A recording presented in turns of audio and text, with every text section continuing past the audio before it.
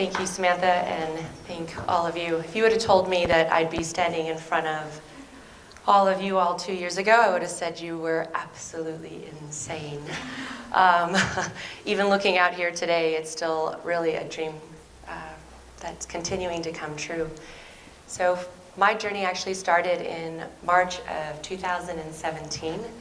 And even though I've shared this story with some of you all in one-on-ones or even at some of my seminars, I still get quite emotional talking about it. I also only have 6 minutes, so I'm going to speed through this here. I was actually not in a very good place at all, so I still remember where I was and how I felt at that time. I was in the basement. I was drinking too much. I was up to about 2 packs of cigarettes a day on antidepressants, and in a very unhealthy marriage. And on top of that, too, I had a very bad relationship with God at that time, because about 13 years prior to that, my mother had died at the age of 49, and she had cirrhosis of the liver.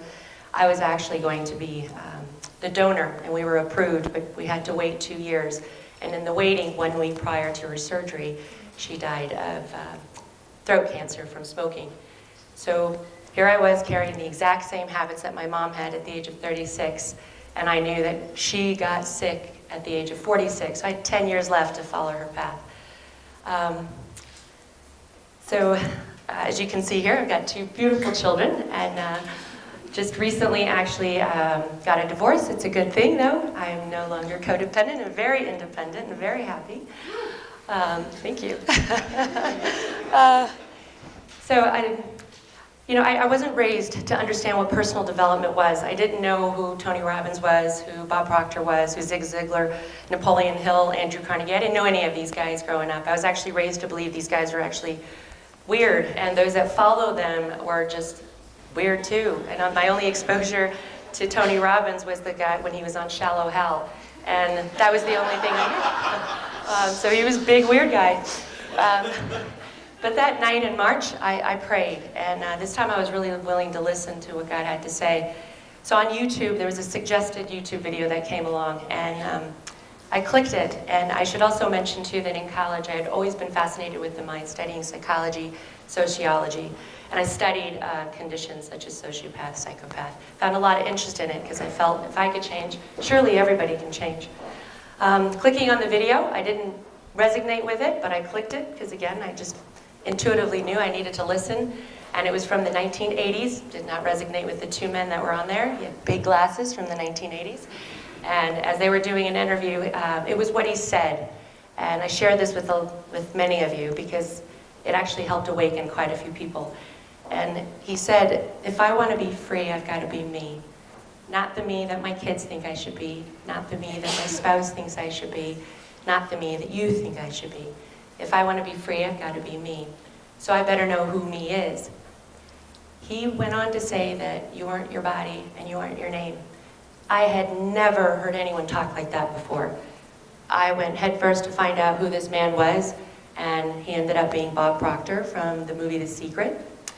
And as I went further in, within a month of studying his material, all the addictions I just mentioned to you were shifted. I had shifted what we call a paradigm, and I did it so fast. But I didn't know how to speak the language yet. I didn't know how to tell anyone what happened.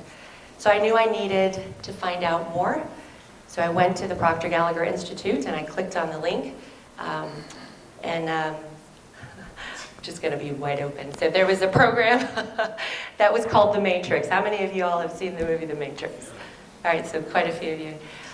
There was no prices listed, so I contacted the Institute. When they told me what the cost of the program was, and it was only 6 days long, I thought that this company was fraud. Because how are you going to say that you want to help people and charge astronomical amounts of money that I didn't even have? I was a stay-at-home mom for 2 years. But there was a calling. So to speed through the story, by August of that year, my father was driving me to the airport so I could fly to Toronto to meet Bob Proctor so that I could find out what this Matrix thing was all about. On the way there, again, I couldn't speak the language yet, but it was what I said to my dad. I said, you know, I feel like Dorothy from The Wizard of Oz, and I'm on the yellow brick road, and I'm going to go to Emerald City and I'm going to meet the wizard. And my dad being very much not into this type of material, yet so impressed with my changes, he said, don't tell me what you paid, just keep doing what you're doing. Oh gosh, okay, so, all right, so while I was there, one of the things I didn't mention was I wrote down, because Bob said, write down what it is that you want, right? What do you really, really want? So I wrote it down. Me being an introvert is an understatement, guys. I had to drink for an alter ego so that I could even talk amongst 3 or 4 people. I never thought that what I had to say was valuable. But I said, you know what, I want to do what he's doing. So I got to the Matrix. Another time, I'll tell you what that was all about. But Bob got up on stage. I did thank him for saving my life. He said, I did not save your life. God worked to and through me to reach you. You needed to participate in your rescue. And that's what the Wizard of Oz says, right? They say that the power has always been within you. So there was my wizard. He went up on stage to say that he had a big goal to change the world. And the only way to do that was to inspire and to be the change. And he said, you could come into business with me and I'll mentor and teach you everything I know. There was a cost to that too, but you know, again, ask and you shall receive.